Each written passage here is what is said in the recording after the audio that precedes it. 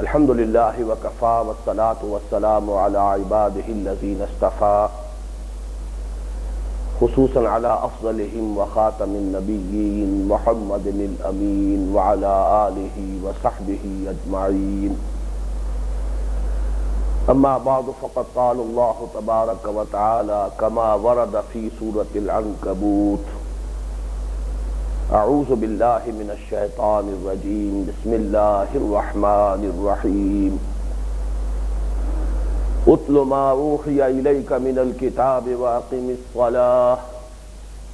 ان الصلاة تنہی عن الفحشاء والمنکر ولذکر اللہ اکبر واللہ یعلم ما تصنعون. الى قولہ تعالی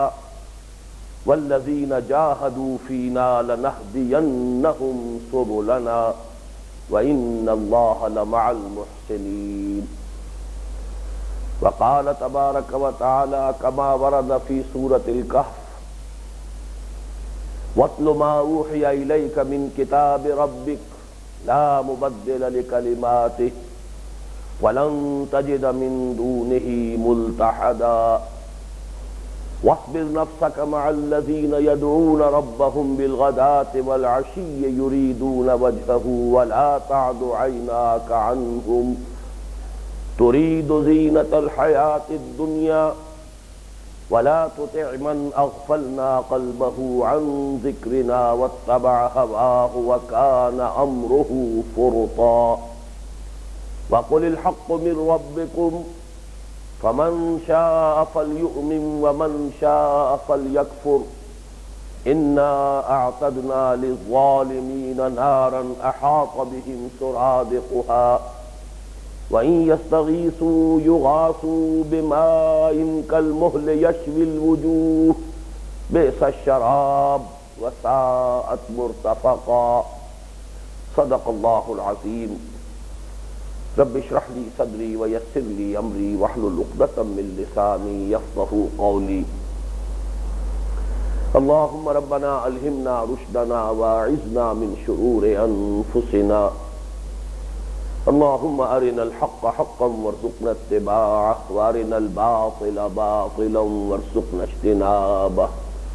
اللهم وفقنا لما تحب وترضى آمین یا رب العالمین.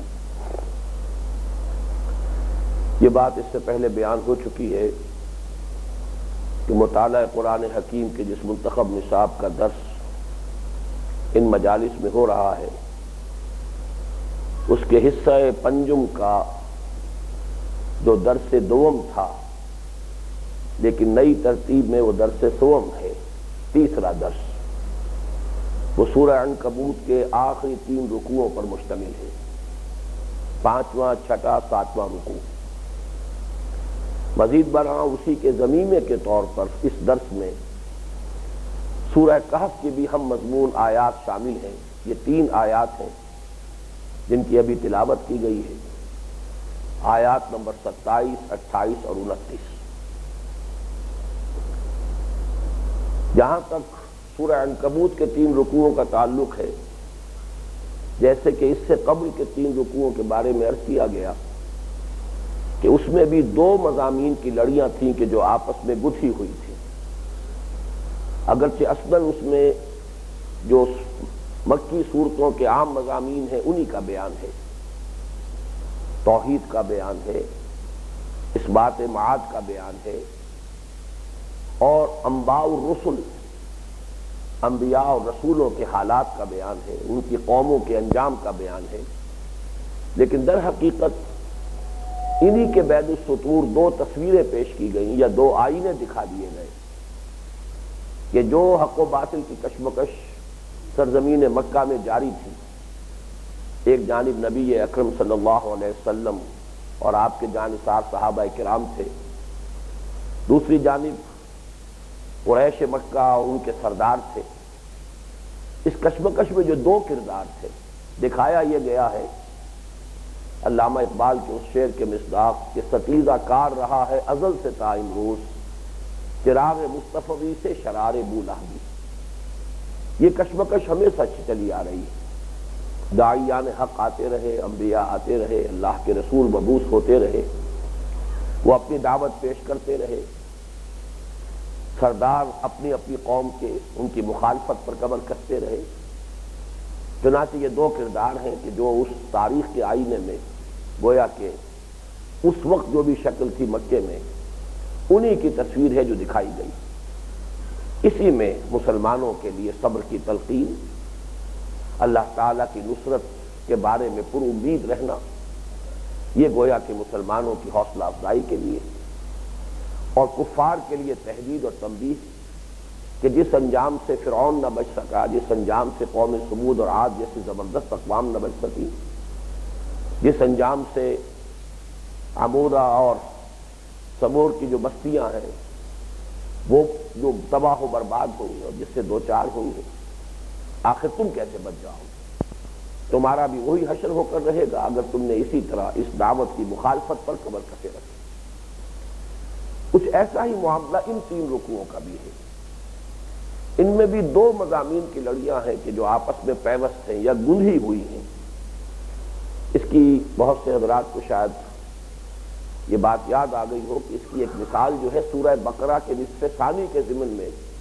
میں نے جب مضامین کا تجزیہ کیا ہے تو وہاں بھی مثال یہ دی تھی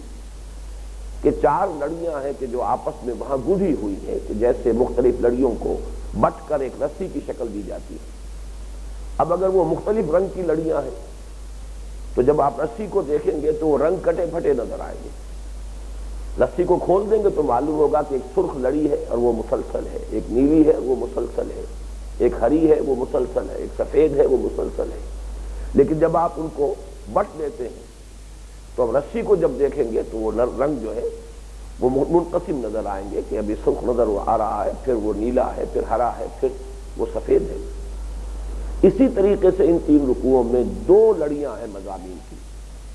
ایک تو وہی کہ جو مکی صورتوں کا عام مضمون ہے، لیکن یہاں انباء الرسل کی بجائے توحید اور رسالت کا اثبات، خاص طور پر رسالت کا اثبات۔ ان کی طرف سے جو ایک مطالبہ ہو رہا تھا کہ اگر آپ واقعتاً اللہ کے رسول ہیں تو ہمیں اسی قسم کے معجزے دکھائیے کہ جیسے خود آپ کے کہنے کے مطابق سابقہ انبیاء اور رسل کو عطا کیے گئے۔ اس پر رد و قدا ہے۔ حضور صلی اللہ علیہ وسلم کی نبوت کے اس بات کے لیے جو قرآن کا اپنا استدلال ہے وہ بیان کیا گیا اور ان کا جو مطالبہ تھا اس کا جواب دیا گیا۔ یہ ایک لڑی ہے۔ دوسری لڑی ہے اہل ایمان کے لیے ہدایات، جن شدائد اور مصائب سے تم اس وقت دوچار ہو، ان سے عہدہ برا ہونے کے لیے تمہیں کیا تدابیر اختیار کرنی چاہیے، تمہارے صبر کا سہارا اصل کون سا ہے، تمہارے لیے پناہ گاہ کون سی ہے، تم کن چیزوں کا اہتمام کرو گے تو اپنی منزل سے قریب تر ہوگے، اور اگر ان سے تم نے کوئی اغماض برتا، اعراض کیا، اس میں کوئی کوتاہی ہوئی تو تم اپنی منزل مقصود تک نہیں پہنچ پاؤ گے۔ اس کے لیے جامع عنوان ہدایات۔ اور واقعہ یہ ہے کہ مکی دور میں جس طرح کے حالات سے مسلمان دوچار رہے، اس کے پس منظر میں جو ہدایات ان کے لیے ضروری تھی، ان کے اعتبار سے یہ تین رکوع جو ہیں یہ انتہائی جامع ہیں پورے مکی قرآن میں، میرے نزدیک جامع ترین مقام ہے۔ جیسے میں نے عرض کیا تھا کہ اس وقت جو ابتلاء اور آزمائش اور امتحان کا سلسلہ تھا، اس کے ضمن میں پہلا رکوع سورہ عنکبوت کا، اس کی 13 آیات، بلکہ یہ کہ چونکہ پہلی آیت حروف مقطعات پر مشتمل ہے تو بقیہ 12 آیات میرے نزدیک قرآن حکیم میں مکی قرآن کی حد تک جامع ترین مقام ہے۔ بالکل اسی طرح عرض کر رہا ہوں کہ ان حالات میں جو ہدایات دی گئی ہیں، ان کی کامیابی کو جن شرائط کے ساتھ مشروط قرار دیا گیا ہے، جن چیزوں کو ہمیشہ مستحضر رکھنے کی ہدایت کی گئی ہے، جن حقائق کو حرز جاں بنانا ضروری ہے اگر انسان چاہے کہ وہ صبر و ثبات کا مظاہرہ کر سکے، تو ان ہدایات کے موضوع پر میں پھر عرض کر رہا ہوں مکی قرآن کا جامع ترین مقام سورہ عنکبوت کے آخری 3 رکوعوں پر مشتمل ہے۔ البتہ جیسے ہم نے پچھلے درس میں، جسے اب ہم نے درس دوم قرار دیا ہے، جو دوسرے، تیسرے اور چوتھے رکوعوں پر مشتمل تھا، اس میں ہم نے دیکھا کہ 31 آیات میں سے 10 آیات وہ تھیں کہ جو ہمارے اس منتخب نصاب میں جو سلسلہ مضامین ہے اس کے ساتھ مربوط تھے۔ وہاں تو ہم نے مطالعہ ہی صرف ان منتخب 10 آیات کا کیا، 4 دوسرے رکوع کی پہلی آیات، 4 5ویں رکوع کی آخری آیات اور 2 آیات درمیان۔ یہاں بھی معاملہ ایسا ہی ہے، یہ جو رکوع ہے 5واں 6واں اور 7واں، اس کی کل آیات 25 ہے، ان میں 10 آیات ہی ہیں وہ کہ جن میں خطاب ہے مسلمانوں سے، جو گویا کہ ان ہدایات پر مشتمل ہے جن کا میں نے ابھی تذکرہ کیا۔ بقیہ 15 آیات میں خطاب کفار اور مشرکین سے ہے، ان کے ساتھ رد و قضا ہے، بحث و تمہیز ہے، ان کے اعتراضات کا جواب ہے۔ لیکن یہ کہ یہاں ہم یہ فرق کر رہے ہیں کہ تسلسل کے ساتھ انشاءاللہ ان پوری 25 آیات کا مطالعہ کریں گے، اس طرح وہ مضامین بھی سامنے آ جائیں گے جو خاص طور پر اس بات نبوت محمدی کے لیے علی صاحب الصلاۃ والسلام جو استدلال کا اسلوب قرآن حکیم کا ہے وہ بہت ہی نمایاں اور واضح ہو کر ہمارے سامنے آ جائے گا۔ اس کے ساتھ ہی جیسا کہ میں نے عرض کیا، اس درس کے ضمیمے کے طور پر 3 آیات سورہ کہف کی بھی شامل ہے، وہ جو ہمارا کتاب کی شکل میں شائع شدہ ہے منتخب نصاب، اس میں بھی وہ درج ہے۔ اور وہ اس لیے کہ جیسے ہم نے دیکھا تھا کہ پہلے رکوع کی جو دوسری آیت تھی، احسب الناس ان یترکوا ان یقولوا آمنا وهم لا یفتنون، اس کی ہم مضمون 3 آیات اور ہم نے شامل نصاب کی۔ سورہ بقرہ کی آیت نمبر 214، ام حسبتم ان تدخلوا الجنة ولما یأتکم مثل الذین خلوا من قبلکم مستهم البأساء والضراء وزلزلوا حتى يقول الرسول والذین آمنوا معه متى نصر اللہ الا ان نصر اللہ قریب۔ اسی طرح سورہ آل عمران کی آیت نمبر 142، وہ بھی ام حسبتم۔ اسی طرح سورہ توبہ کی آیت نمبر 16، ام حسبتم۔ تو یہ 4 آیات کیونکہ بالکل ایک ہی اسلوب میں شروع ہوتی ہیں، ایک ہی مضمون پر مشتمل ہیں، تو ہم نے سورہ عنکبوت کی دوسری آیت کے ساتھ ان 3 آیات کو بھی بطور ضمیمہ اس درس اول میں شامل کیا۔ اسی طرح جیسے ہم نے دیکھا کہ سورہ عنکبوت کا 5واں رکوع شروع ہو رہا ہے اتل ما اوحی الیک من الکتاب واقم الصلاۃ، بالکل اسی طرح سورہ کہف کی 27ویں آیت شروع ہو رہی ہے واتل ما اوحی الیک من کتاب ربک۔ تو ان میں جو مشابہت ہے اور مناسبت ہے اس کے اعتبار سے ہم نے ان آیات کو بھی اس درس میں شامل کیا ہے۔ اب اس وقت پہلی نشست میں ہم انہی 2 آیات پر اپنی توجہ کو مرکوز کریں گے، سورہ عنکبوت کی کہ 5ویں رکوع کی پہلی آیت اور جو بھی وقت ہمیں ملے گا اس کے بعد پھر سورہ کہف کی یہ آیات 27 تا 29۔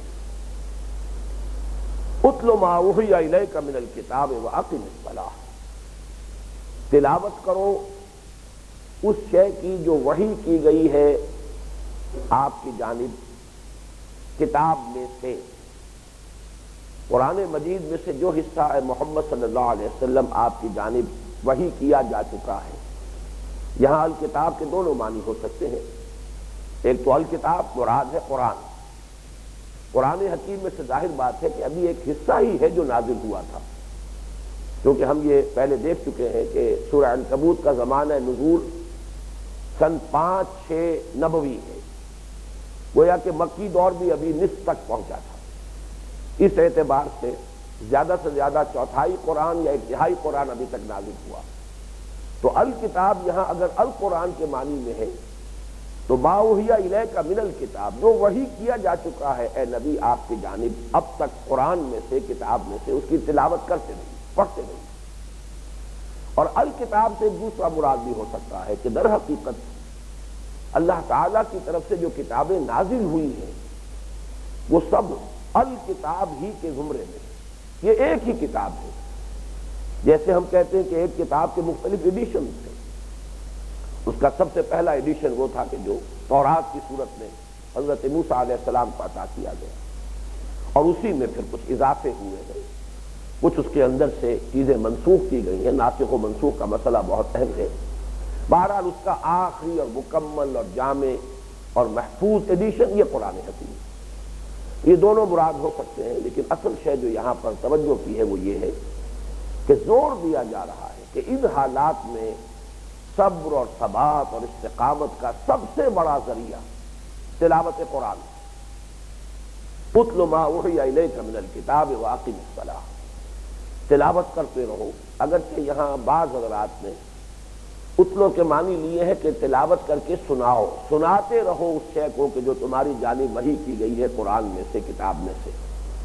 مولانا امین اصغر اصلاحی صاحب غالباً منفرد ہیں، میں زیادہ اس کے بارے میں مزید تحقیق نہیں کر سکا، لیکن اکثر مفسرین کا جو اجماع ہے وہ اس بات پر ہے کہ یہاں سنانا نہیں، خود پڑھنا مراد ہے۔ جیسے کہ ہم دیکھتے ہیں کہ بالکل آغاز میں نبی اکرم صلی اللہ علیہ وسلم کو جو سب سے پہلا حکم دیا گیا ہے وہ قیام اللیل اور اس میں ترتیل قرآن۔ ابھی وہاں سنانے کا معاملہ نہیں تھا، پڑھنے کا معاملہ تھا۔ خاص طور پر رات کے وقت نماز میں کس کو سنایا جائے گا؟ وہ تو اللہ ہی کو سنایا جا سکتا ہے۔ تو یا ایھا المزمل قم اللیل الا قلیلا نصفہ او انقص منہ قلیلا او زد علیہ ورتل القرآن ترتیلا، یہ ترتیل قرآن کرو، جس کے لیے میں نے بارہا یہ ایکسپریشن استعمال کی ہے کہ قرآن کو ہیمر کرو، اپنے اندر اتارو، جذب کرو۔ اس لیے کہ ترتیل ابھی کتنا مختصر سا قرآن نازل ہوا تھا، کتنا حصہ ابھی نازل ہوا تھا، لیکن تہائی رات کم سے کم اگر اس کے ساتھ بسر کرنی ہے تو تکرار ہے، اعادہ ہے، اسی کو پڑھتے رہو۔ ماں ہر سے خواندہ ہی فراموش کردہ ہی اللہ حدیث سے دوست کا تکرار نہیں کنے، پڑھتے رہو، بار بار پڑھتے رہو، مسلسل پڑھتے رہو، ٹھہر ٹھہر کر پڑھتے رہو، رک رک کر پڑھتے رہو۔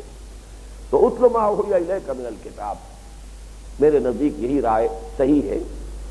کہ یہاں اصل میں دوسروں کو سنانے کا حکم نہیں دیا جا رہا، اپنے آپ کو سنانے کا، اپنے اندر اتارنے کا۔ اور اس مقام پر اصل میں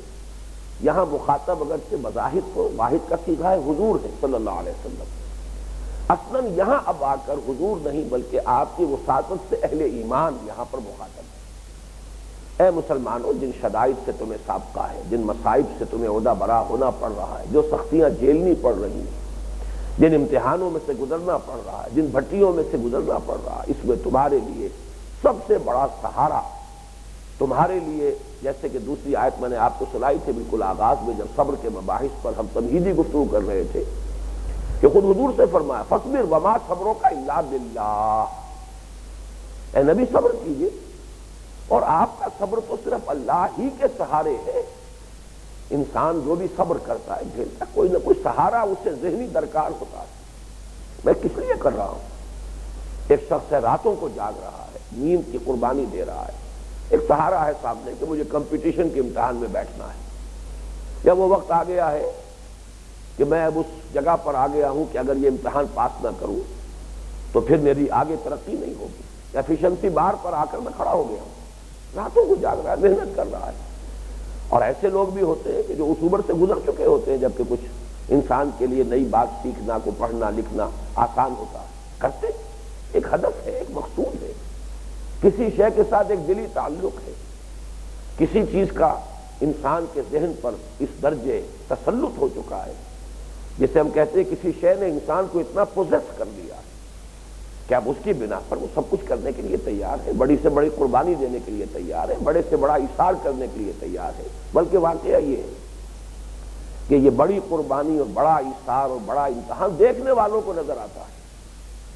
وہ شخص جو خود گزر رہا ہوتا ہے ان وادیوں میں سے اسے محسوس بھی نہیں ہوتا، اس لیے کہ اس کی لگن، اس کی دھن، یہ در حقیقت لوگوں کو نظر آتا ہے شاید پاگل ہو گئے، جیسے کہ ہم پڑھ چکے ہیں نفاق کے موضوع پر کہ جب کہا جاتا تھا منافقین سے کہ آمنوا کما آمن الناس، جیسے دوسرے لوگ ایمان لائے ایسے تم بھی ایمان لاؤ، ان کا جواب یہ تھا کہ انؤمن کما آمن السفہاء، کیا ہم ان لوگوں کی طرح ایمان لائیں؟ یہ تو بے وقوف لوگ ہیں، احمق لوگ ہیں، انہیں کسی اپنے مستقبل کی فکر نہیں رہی، انہیں کسی نفع نقصان کا خیال نہیں رہا، یہ تو گویا کہ اس اعتبار سے ذہنی توازن کھو بیٹھے ہیں۔ تو لوگوں کو نظر آتے ہیں وہ دیوانے، اور لوگ جو ہے دنگ رہ جاتے ہیں کہ کیسی کیسی قربانیاں یہ دے رہے ہیں۔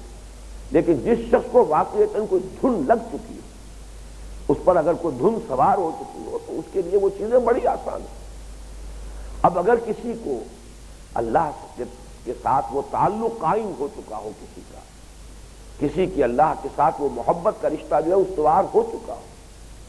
جس کو کہ قرآن مجید میں کہا گیا کہ والذین آمنوا اشد حبا للہ، اس محبت سے سرشار ہو کر ایک آدمی بڑی سے بڑی قربانی دے جائے گا، بڑے سے بڑے صبر اور ثبات اور استقامت کا جو ہے مظاہرہ کرے گا، دیکھنے والے دنگ رہ جائیں گے، ان کے رونگٹے کھڑے ہوں گے۔ بس میں نے کئی بار عرض کیا ہے کہ ایک واقعہ پڑھ کر جھرجھری آتی ہے انسان کو، اور انسان سوچتا ہے کہ ایسا بھی ممکن ہے کہ حضرت معاذ اور معوذ رضی اللہ تعالیٰ عنہما جو تین ایجنٹس تھے، بالکل نوجوان، جنہوں نے کہ ابو جہل کو واصل جہنم کیا، اور ان میں سے تو ایک تو بڑی مشکل سے اجازت لے کر داخل ہو سکے تھے، شامل ہو سکے تھے لشکر میں، عمر کے اعتبار سے کم تھے، وہ دو نوجوان ہیں، ان کے بارے میں آتا ہے کہ ان میں سے ایک کے داہنے شانے کے اوپر تلوار کا وار پڑا ہے، ایک شانے پر، داہنا یا بایاں، اور یہ کہ وہ پورا بازو تقریباً علیحدہ ہو گیا، کوئی ایک چشمہ، کوئی ایک ٹینڈن جسے ہم کہتے ہیں وہ کہیں لگا رہ گیا، وہ کٹا نہیں ہے۔ اب وہ ہاتھ بازو جو ہے وہ لٹک رہا ہے، اسی حالت میں جنگ کر رہا ہے اللہ کا بندہ، لیکن یہ کہ چونکہ یہ لٹکنے والا ہاتھ جو ہے کنٹرول تو رہا نہیں، باقی مسلس جو ہے وہ کٹ چکے ہیں،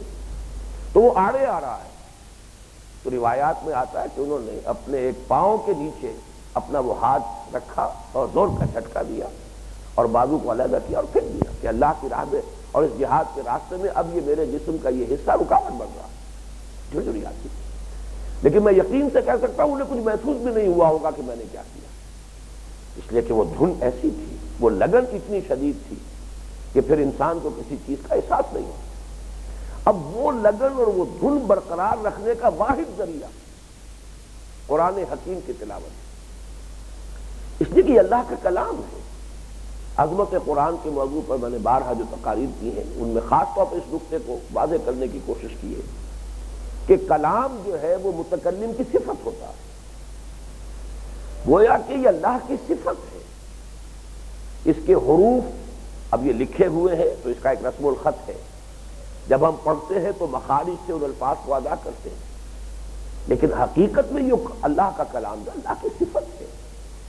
اللہ کی صفت کے حوالے سے اب جو تعلق قائم ہوگا، جو رشتہ استوار ہوگا اللہ کی ذات کے ساتھ، وہ کسی اور شے سے نہیں ہوگا۔ باقی ہر شے سے تعلق استوار ہوگا وہ بالواسطہ ہوگا، وہ انڈائریکٹ ہوگا۔ ڈائریکٹ کانٹیکٹ اللہ کے ساتھ اور ڈائریکٹ تعلق اللہ کے ساتھ وہ صرف ایک شے ہے جس کے ذریعے قائم ہو سکتا ہے، وہ اللہ کی کتاب۔ اس لیے اس شد و مت کے ساتھ جو تاکید کی جا رہی ہے، اسی لیے ابتدا میں حضور سے، اور وہاں ظاہر بات ہے کہ پرسنلی حضور ہی مخاطب تھے۔ یا ایھا المزمل قم اللیل الا قلیلا نصفہ وانقص منہ قلیلا او زد علیہ ورتل القرآن ترتیلا انا سنلقی علیک قولا ثقیلا۔ اس لیے کہ دوسرے رکوع میں جو آیت نازل ہوئی ہے کہ ہمیں معلوم ہے ان ربک یعلم انک تقوم ادنی من ثلثی اللیل ونصفہ وثلثہ وطائفۃ من الذین معک۔ یہ اصل میں ثانوی درجے میں تھے کہ صحابہ کرام میں سے بھی ایک جماعت تھی کہ جو التزام کر رہی تھی کم سے کم تہائی شب جاگنے کا اور قرآن مجید کی تلاوت اور ترتیل کا۔ اصلاً وہاں خطاب حضور سے تھا، اور یہاں جیسا کہ میں نے عرض کیا ہے بظاہر خطاب حضور سے ہے، اصلاً یہاں اہل ایمان کو ہدایات دی جا رہی ہے کہ اپنے اس تعلق کو، کیونکہ پہلے تنبیہ کی جا چکی ہے وَمِنَ النَّاسِ مَن يَقُولُ آمَنَّا بِاللَّهِ فَإِذَا أُوذِيَ فِي اللَّهِ جَعَلَ فِتْنَةَ النَّاسِ كَعَذَابِ اللَّهِ۔ یہ گویا کہ جیسا کہ میں عرض کر چکا ہوں یہ ہارٹ سرچنگ کی ایک دعوت تھی، ذرا ٹٹولے اپنے دلوں کو، کہیں ایسا تو نہیں کہ اس قسم کی کوئی کیفیت تمہارے اندر موجود ہے، کہیں گھبرا تو نہیں گئے، تو موجوں میں گھبرا بھی گئی، ابھی تو آغاز ہے، ابتدائی عشق ہے، ابھی تو بڑی اور کٹھن منزلیں ہیں جو آنی ہیں، اور اگر خدا نہ خواستہ تم محسوس کرو کہ طبیعت میں کوئی لرزش ہے، کوئی گھبراہٹ پیدا ہو گئی ہے، تو آگاہ ہو جاؤ کہ اس کی آخری منزل پھر نفاق ہے، خسر الدنیا والآخرہ۔ وَمِنَ النَّاسِ مَن يَعْبُدُ اللَّهَ عَلَىٰ حَرْفٍ فَإِنْ أَصَابَهُ خَيْرٌ اطْمَأَنَّ بِهِ وَإِنْ أَصَابَتْهُ فِتْنَةٌ انقلب عَلَىٰ وَجْهِهِ خَسِرَ الدُّنْيَا وَالْآخِرَةَ ذَلِكَ هُوَ الْخُسْرَانُ الْمُبِينُ۔ پھر آخری منزل جو ہے خسارہ ہے دنیا اور آخرت دونوں۔ لہذا اب جو ہدایت نمبر 1 آئی وہ یہ ہے کہ اس کتاب کے ساتھ اپنا تعلق زیادہ سے زیادہ مضبوط کرو۔ اتل ما اوحی الیک من الکتاب، تلاوت کرو اس کی کہ جو وحی کی جا چکی ہے، جو وحی کی گئی ہے آپ کی جانب اے محمد صلی اللہ علیہ وسلم کتاب میں۔ البتہ تلاوت کتاب کے ضمن میں میرا جو کتاب چاہے مسلمانوں پر قرآن مجید کے حقوق، اس میں بڑی تفصیل سے بحث ہوئی ہے۔ ایک طرف تو یہ کہ تلاوت کا جس قدر شد و مد کے ساتھ اس کی تاکید قرآن میں آئی ہے، کہیں ایک کلام خبریہ کی شکل میں ہے، الذین آتیناہم الکتاب یتلونہ حق تلاوتہ، اس کا حق ادا کرو، لیکن یہ ہے کہ اس کے ساتھ ہی کچھ اور تنبیہات بھی ہیں جو کی گئی۔ تلاوت محض تلاوت برائے ریاکاری، تلاوت برائے مقابلہ حسن قرات، یہ تلاوتیں جو ہیں کہ جن کو ہم نے ایک فن بنا لیا ہے، جس میں انتہائی تشنع کا معاملہ ہوتا ہے، جس میں پھر مظاہرے ہوتے ہیں، جس میں پھر مقابلے ہوتے ہیں، یہ چیزیں در حقیقت اس کی پرورٹڈ فارم۔ اصل تلاوت ہے خود اس طور سے پڑھنا، جیسے کہ ترتیل کے بارے میں ایک روایت میں نے اسی کتاب سے میں نقل کی ہے کہ اتلو القرآن وابکو، قرآن پڑھو اور رو، اس لیے کہ اگر قرآن کی تاثیر تمہارے قلب پر ہوگی تو رقت طاری ہوگی، ممکن نہیں ہے کہ یہ دلوں کو نرم نہ کر دے۔ جیسے کہ سورہ یونس میں فرمایا یا ایھا الناس قد جاءتکم موعظۃ من ربکم وشفاء لما فی الصدور، یہ موعظہ ہے، یہ نصیحت ہے جو کرسٹ اوپر آ جاتا ہے دلوں سے، اس کو رفع کرنے والی اور دفع کرنے والی شے۔ لیکن یہ کہ اگر وہ ایک رسمن پڑھا جا رہا ہو، اگر اس کو جیسا کہ میں نے پہلے کہا ہے ریاکاری کے لیے، دنیا کمانے کے لیے پروفیشنل انداز میں پڑھا جا رہا ہو، تو پھر یہ تلاوت وہ تلاوت نہیں۔ اس ضمن میں کچھ میں ایک تو متفق علیہ روایت ہے جو سنانا چاہتا ہوں، یہ بخاری اور مسلم میں بھی ہے اور موطا امام مالک میں امام مالک بھی لائے ہیں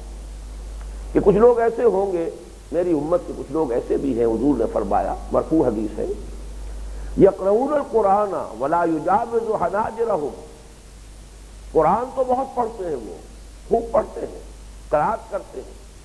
لیکن وہ ان کے حلق سے نیچے نہیں اترتا۔ وہ سارا کھیل یہی ہو رہا ہے، وہ آواز کا کھیل ہے، وہ اس کے مختلف جو بھی اس کی مشقیں ہو رہی ہیں، جو بھی اس میں اپنی ایک مہارت کا ثبوت دیا جا رہا ہے، وہ سب یہیں تک ہے، اس سے آگے نہیں۔ ولا یجاوز حناجرہم یمرقون من الدین مروق السہم من الرمیہ، اور حضور نے یہ پیشگی گویا کہ خبر دی تھی کہ یہ لوگ اس طرح نکل جائیں گے دین سے جیسے کہ تیر کمان سے نکل جاتا ہے۔ اور اسی کی مثال میں دیا کرتا ہوں کہ نبی اکرم صلی اللہ علیہ وسلم کی اپنی حیات دنیاوی ہی کے آخری ایام میں ارتداد کا فتنہ شروع ہو چکا تھا، اگرچہ ابھی آپ کی حیات دنیاوی کے آخری ایام میں ابھی وہ بہت ابتدائی سٹیجز میں تھا، لیکن آپ کے انتقال کے بعد لاکھوں آدمی مرتد ہوئے۔ معلوم ہوا کہ وہ ایمان ان کے دلوں میں نہیں اترا تھا، ان کی اکثریت ظاہر بات ہے کہ انہی لوگوں پر مشتمل تھی کہ جن کے بارے میں سورہ حجرات کی آیت ہم پڑھ چکے ہیں، قالت الاعراب آمنا قل لم تؤمنوا ولكن قولوا اسلمنا ولما يدخل الايمان في قلوبكم، یہ بدو کہہ رہے ہیں ہم ایمان لے آئے، نبی ان سے کہہ دیجئے تم ایمان نہیں لائے ہو، بلکہ یوں کہو کہ ہم مسلمان ہو گئے اور ابھی تک ایمان تمہارے دلوں میں داخل نہیں ہے۔ تو یہ ان کی کیفیت تھی۔ اسی طرح وہ روایت بھی میں اپنے اس کتاب سے میں نقل کر چکا ہوں، یہ حضرت صہیب رومی سے رضی اللہ تعالیٰ عنہ امام ترمذی نے روایت کی ہے، ما آمن بالقرآن من استحل محارمہ، قرآن پر اس شخص کا کوئی ایمان نہیں اس نے اس کی حرام کی ہوئی چیزوں کو اپنے لیے حلال ٹھہرا لیا۔ لیکن سب سے اہم روایت جو ہے وہ مسند احمد ابن حنبل کی ہے کہ حضور نے فرمایا اکثر و منافقی امتی قراءھا، میری امت کے منافقین کی اکثریت قراء پر مشتمل ہے۔ لیکن میں نے وہی وضاحت کی ہے کہ یہاں قراء اس معنی میں نہ لیجیے جو ہمارے ہاں قاری ہے، ہمارے ہاں تو قاری بیچارہ وہ کہلاتا ہے کہ جس سے قرآن کے معنی مفہوم سے کوئی سروکار ہی نہیں، جانتا ہی نہیں، اس نے تو صرف تجوید کا فن سیکھا ہے اور قراءت کرتا ہے، صحیح طور سے کرتا ہے۔ لیکن عربی میں اصل جو قاری ہوتا تھا خود حضور کے زمانے میں وہ تو وہ کہ جو چونکہ ان کی اپنی مادری زبان تھی، ان کے لیے قرآن کی قراءت بغیر علم کے ممکن ہی نہیں تھی۔ لہذا اصل میں صورت یہ وہی ہے بات جو یہاں کہی جا رہی ہے اس حدیث میں کہ میری امت کے منافقین کی اکثریت اس کے قراء اور علماء پر مشتمل ہے۔ اور یہ خاص طور پر وہ حدیث ذہن میں رکھیے کہ جو مشکات شریف میں بھی موجود ہے کہ یوشک ان یاتی علی الناس زمان لا یبقى من الاسلام الا اسمه ولا يبقى من القرآن الا رسمه مساجدهم عامرة وهي خراب من الهدى وعلماؤهم شر الناس تحت عظیم السماء من عندهم تخرج الفتنة وفيهم تعود او كما قال صلی اللہ علیہ وسلم۔ اندیشہ ہے کہ ایک وقت ایسا آ جائے گا کہ اسلام میں سے اس کے نام کے سوا کچھ نہیں بچے گا، اور قرآن میں سے اس کے حروف کے سوا کچھ نہیں بچے گا، ایک رسم الخط رہ جائے گا، وہی رسم الخط ہے، ولا يبقى من القرآن الا رسم الخط ہے، لکھا ہوا ہے۔ ان کی مسجدیں بہت آباد ہوں گی لیکن ہدایت سے خالی، بہت مزین، بہت ویل فرنشڈ، قالین بچھے ہوں گے، ایئر کنڈیشنڈ ہوں گی اور ماربل کی بنی ہوئی ہوں گی، چھپا ہوا ہوگا پیسہ ان پر، لیکن ہدایت نہیں ہوگی اندر۔ اور اس کے علماءہم شر الناس تحت عظیم السماء، وہ آسمان کی چھت کے نیچے کی بدترین مخلوق ہوں گے۔ من عندہم تخرج الفتنۃ، فتنہ انہی کے ہاں سے برآمد ہوتا رہے گا، وفیہم تعود، انہی میں لوٹتا رہے گا، یعنی فتنے اٹھانے کے سوا انہیں کوئی اور سروکار نہیں ہے۔ کفر کے فتوے ہیں، اختلافی مسائل کو ہوا دینا ہے، اسی پر مناظرے بازی ہے، اسی پر شور اور ہنگامہ ہے، اس کے سوا ان کا کوئی مشورہ نہیں۔ بہرحال اس کو نوٹ کر لیجئے کہ ان تنبیہات کے ساتھ لیکن اب مثبت پہلو کی طرف آئیے۔ بہرحال اللہ سے تعلق حاصل کرنا ہے تو اس کا ذریعہ یہی، اتل ما اوحی الیک من الکتاب واقم الصلاۃ، اور نماز کو قائم رکھو۔ یہ نماز بھی جیسا کہ بارہا اس سے پہلے بیان ہو چکا ہے، حصہ سوم کا پہلا درس ہی ہمارا وہ سورہ مومنون کا ابتدائی آیات 11 آیات، پھر سورہ معارج کی ہم مضمون آیات، اس میں اول و آخر نماز کا ذکر ہے، لیکن وہاں یہ بات واضح کی جا چکی ہے نماز مقصود بالذات نہیں ہے، نماز کا ایک مقصود ہے اور وہ ذکر ہے، اس پر آگے اسی آیت میں لفظ آ رہا ہے۔ نماز قائم رکھو، اس کا انتظام، اہتمام، اس کی محافظت، اس کی مداومت،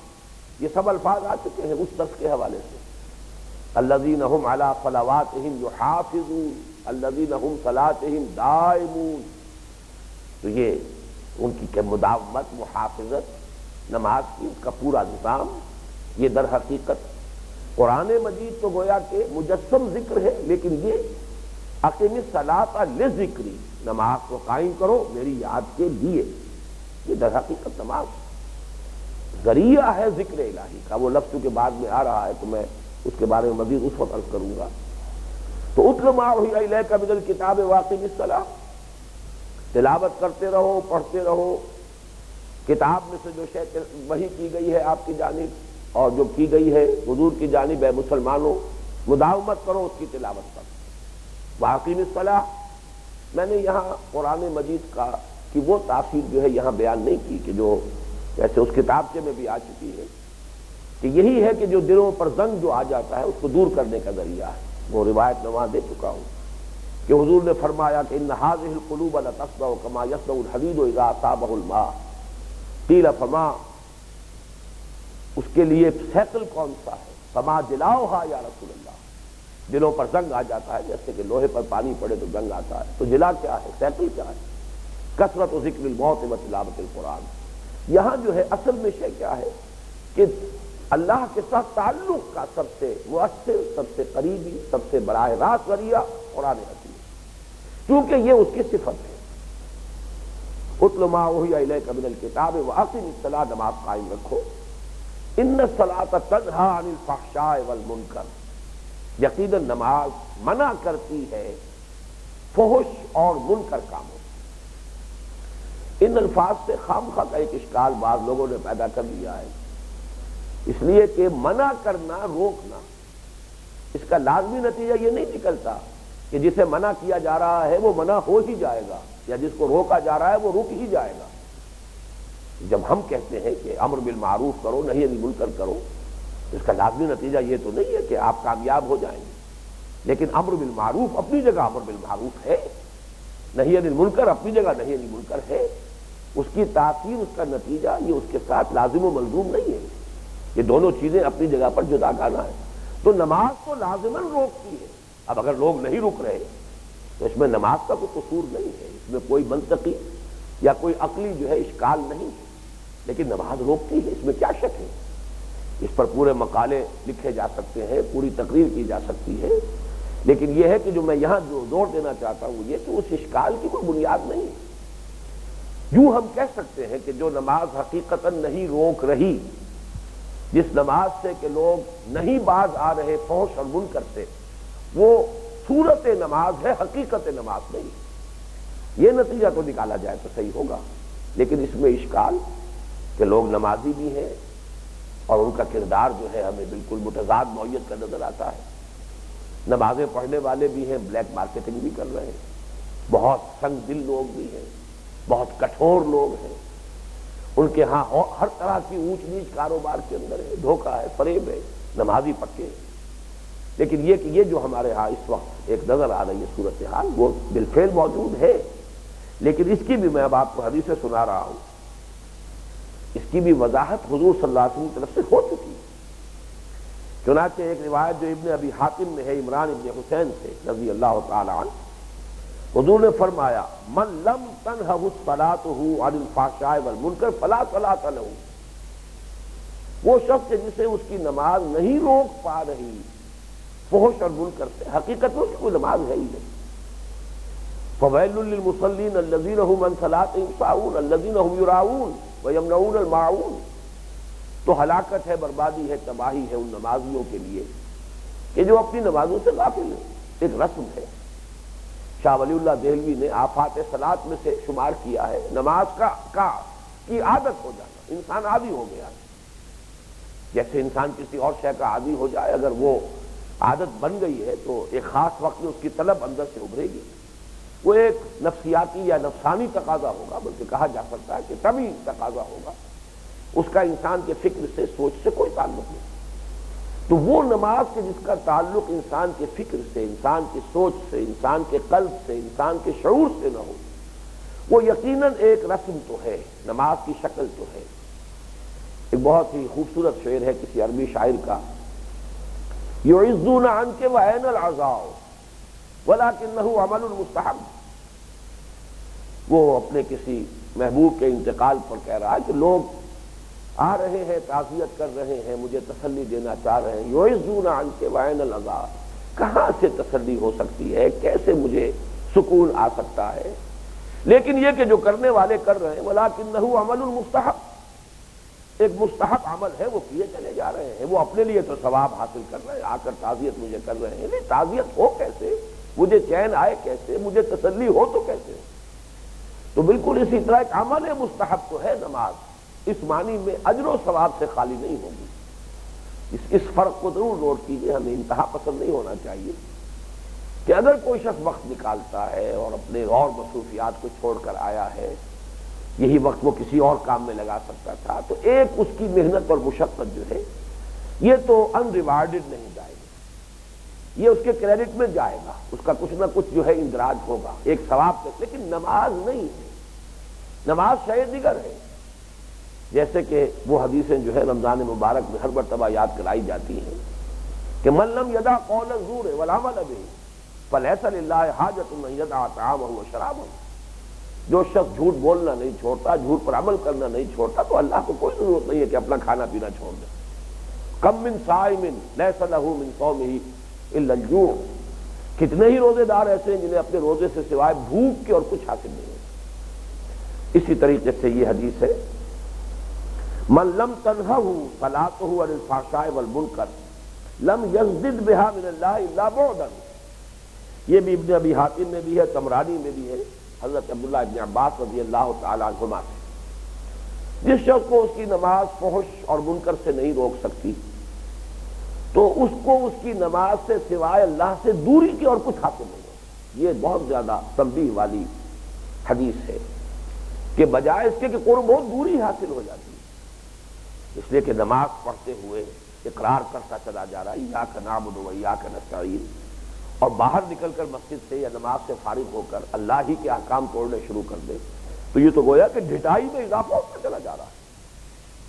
ایک شخص اگر یہ نہیں کہہ رہا اور کچھ کر رہا ہے حرکات تو غلط حرکت تو اس کی بھی ہے، لیکن ایک شخص جو ہے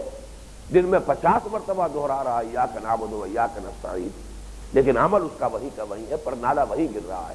تو معلوم ہوا کہ اس سے تو اس کے ڈھٹائی کے اندر اضافہ ہوتا چلا جائے۔ تو اس پہلو سے لم یزدد بہا من اللہ الا بعدا، اسی طرح یہ حضرت عبداللہ ابن مسعود سے، یہ بھی ابن جریر میں بھی ہے اور ابن ابی حاتم میں بھی، لا صلاۃ لمن یطع الصلاۃ، جو شخص نماز کا کہنا نہیں مانتا اس کی کوئی نماز نہیں، اطاعت ہی نہیں کرتا نماز کی۔ وطاعت الصلاۃ ان تنہی عن الفحشاء والمنکر، اور نماز کی اطاعت یہ ہے کہ وہ روکتی ہے فحش سے اور منکر سے۔ اب اگر آپ اس کا کہنا نہیں مان رہے تو نماز کی اطاعت نہیں کر رہے، تو لا صلاۃ لمن لم یطع الصلاۃ، اس شخص کی کوئی نماز نہیں۔ بالکل وہی بات ہے کہ اس شخص کے لیے اس کا کوئی روزہ ہی نہیں۔ کم من صائم لیس لہ من صیامہ یا صومہ الا الجوع، کتنے ہی ہیں ایسے کہ جنہیں سوائے بھوک کے کچھ حاصل نہیں ہوا۔ تو ان دونوں چیزوں کو ذہن میں رکھیں، لیکن یہ ہے کہ فحش اور منکر سے کیا، ان میں فرق کیا ہے اس کو بھی نوٹ کر لیجئے۔ معصیت یا گناہ یا بدی کے یہ دو بڑے بڑے کھاتے ہیں قرآن مجید میں، یہ دو الفاظ بہت تکرار سے آئے ہیں، اس لیے کہ جو ہمارا بیسر سیلف ہے، جو ہمارا نفس امارہ ہے، اس میں سب سے پورٹنٹ جو اللہ تعالیٰ نے محرک رکھا ہے، موٹیویشن، سب سے محرک وہ سیکس کا ہے، اس میں کوئی شک نہیں، اس لیے کہ یہ چونکہ بقائے نسل کا ایک مؤثر ذریعہ ہے، اس کے بغیر تو نسل جو ہے آگے چلتی نہیں ہے، اور اس دنیا کو اللہ نے آباد رکھنا ہے جب تک بھی اس کے پیش نظر ہے، جب تک اس کی حکمت میں ہے، تو بہت شدید داعیہ پیدا کیا ہے۔ اس سے متعلق جو بھی خرابیاں پیدا ہوتی ہیں، اس کے ساتھ حیا، عفت، عصمت، اس کے تصورات ہیں، اگر اس کا پردہ چاک ہونے لگے اور انسان شہوات سے مغلوب ہو جائے اور اس سے حیا اور عفت و عصمت کے پردے چاک ہونے لگے، تو یہ ہے فحشاء، یہ گویا کہ بدی کا، برائی کا، معصیت کا، گناہ کا ایک بڑا کھاتا ہے۔ دوسرا پھر انسان کے اندر حب دولت، حب مال، حب جاہ، ان تمام چیزوں کو یکجا کر لیجئے، اس کے بنا پر جن چیزوں کا انسان ارتکاب کرتا ہے وہ منکرات، برائیاں۔ تو یہ دو کھاتے ہیں اصل میں گناہوں کے، یا جو بھی انسان سے بے اعتدالی ہوتی ہے، جو معصیت ہوتی ہے، حدود اللہ سے تجاوز ہوتا ہے۔